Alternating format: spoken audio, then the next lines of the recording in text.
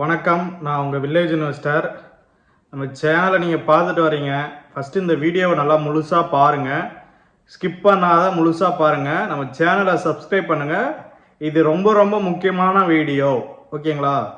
இது என்ன வீடியோனா, ஃபண்டமெண்டல் அனாலிசிஸில் இன்றைக்கி நம்ம என்ன பார்க்க போகிறோன்னா பிஇ ரேஷியோ, அதாவது ப்ரைஸ் டு ஏர்னிங் ரேஷியோவை நம்ம பார்க்க போகிறோம். இந்த பிஇ ரேஷியோனா என்ன, அதுக்கு ஒரு ஃபார்முலா. அதாவது ஒரு ஸ்டாக் ப்ரைஸ், அதாவது இப்போ ஒரு எக்ஸாம்பிளுக்கு ஒரு டாடா மோட்டார் ஷேரை எடுத்துக்கிட்டிங்கன்னா அந்த stock price divided by EPS, earning per share, இதுதான் இந்த பிஇ ரேஷியோ. அதாவது பிஇ ரேஷியோங்கிறத எப்படி நம்ம பார்க்கணும்னா, இப்போ வந்து பார்த்தீங்கன்னா ஒரு சின்ன ஸ்டோரி மூலமா உங்களுக்கு சொல்கிறேன்.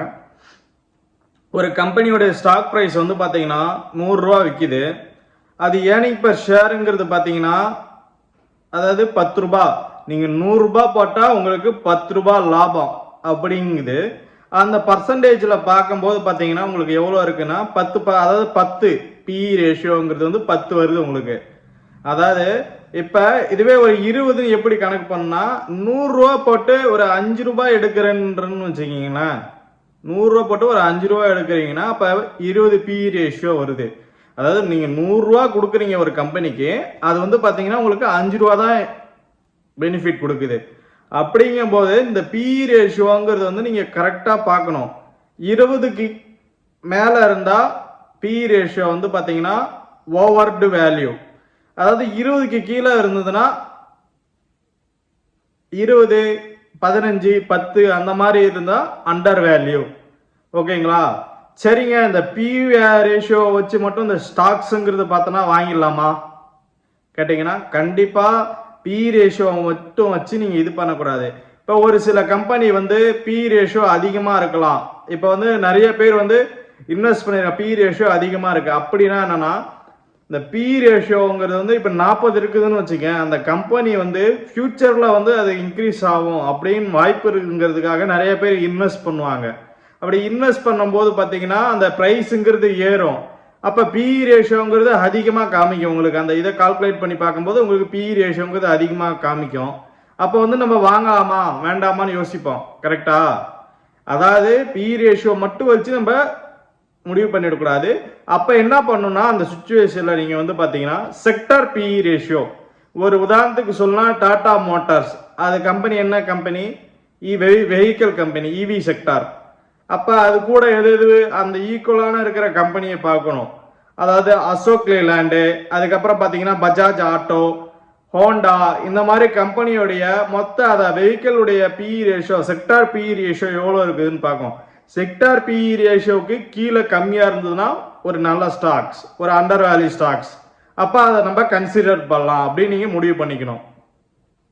இப்போ நீங்கள் போயிட்டு ரேஷியோ பார்க்குறீங்க, பிஇ ரேஷியோங்கிறது பார்க்கும்போது பார்த்தீங்கன்னா 20க்கு கீழே இருந்தால் நம்ம கன்சிடர் பண்ணலாம். முதல் இது இந்த பிஇ ரேஷியோங்கிறது ஒரு ஸ்டாக் வாங்குறதுக்கு ரொம்ப ரொம்ப முக்கியம். இந்த வீடியோவை உங்கள் ஃப்ரெண்ட்ஸுக்கு எல்லாத்துக்கும் ஷேர் பண்ணுங்கள், நிறைய பேர் தெரிஞ்சுக்கிட்டோம்.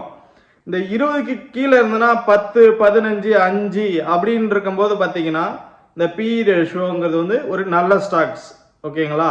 இப்போ நீங்கள் கேட்கலாம், இப்போ மார்க்கெட் வந்து ஹையில் இருக்கா இல்லை லோவில் இருக்கான்னு கேட்குவீங்க. இந்த மார்க்கெட்டுங்கிறதுக்கும் பிஇ இருக்கும்.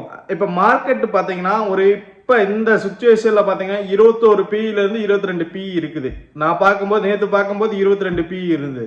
அப்போ வந்து பார்த்தீங்கன்னா மார்க்கெட்டே ஹை வேல்யூவில் இருக்கும்போது பார்த்தீங்கன்னா நீங்கள் ஸ்டாக்ஸுங்கிறது கன்சிடர் பண்ணுறது நிறுத்திக்கணும்.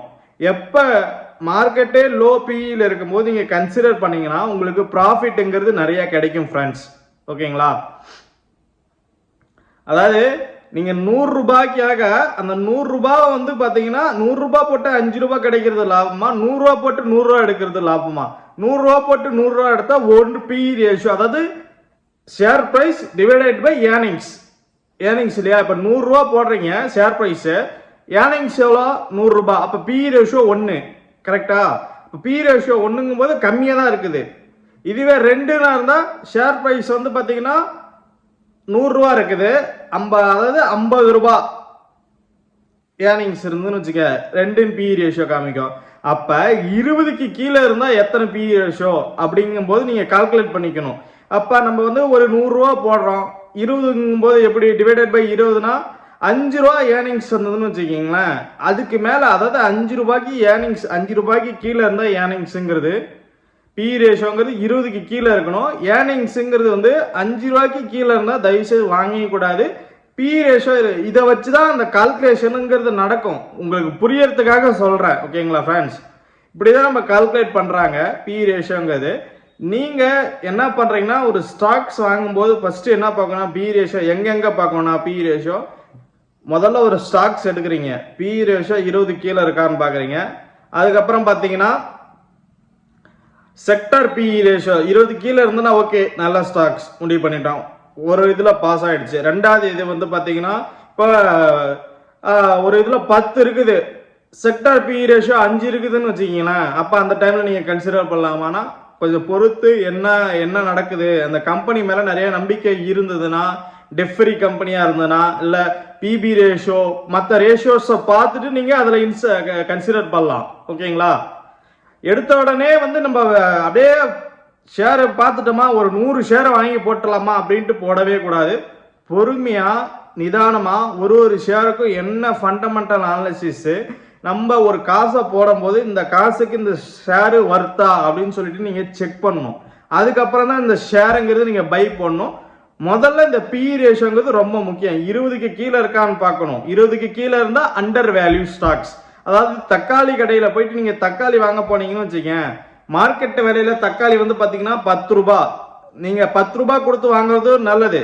10 ரூபாய்க்கு கீழே உங்களுக்கு 2 ரூபாய்க்கே கிடைக்குதுன்னு வச்சுக்கோங்க, அப்போ நீங்கள் அந்த கடையில் தான் வாங்கணும் இல்லையா? அந்த மாதிரி அந்த ஸ்டாக்ஸை தான் 20க்கு கீழே இருக்கிற பி ரேஷியோலாம் அண்டர் வேல்யூ ஸ்டாக்ஸ். இது வந்து நீங்கள் ஃபஸ்ட்டு இது ஒரு ஃபண்டமெண்டல் அனாலிசிஸ், இதையும் மெயினாக கன்சிடர் பண்ணணும். பி ரேஷியோ தான் ஸ்டாக்ஸில் ரொம்ப ரொம்ப முக்கியமானது ஃப்ரெண்ட்ஸ். என் வீடியோவை பிடிச்சிருந்தா ஷேர் பண்ணுங்கள், சப்ஸ்கிரைப் பண்ணுங்கள், உங்கள் ஃப்ரெண்ட்ஸ்க்கு ஷேர் பண்ணுங்கள். நீங்கள் கொடுக்க ஆதரவுனால தான் நான் நிறைய பேத்துக்கு வந்து இது பண்ண முடியும் friends. Thank you, have nice day.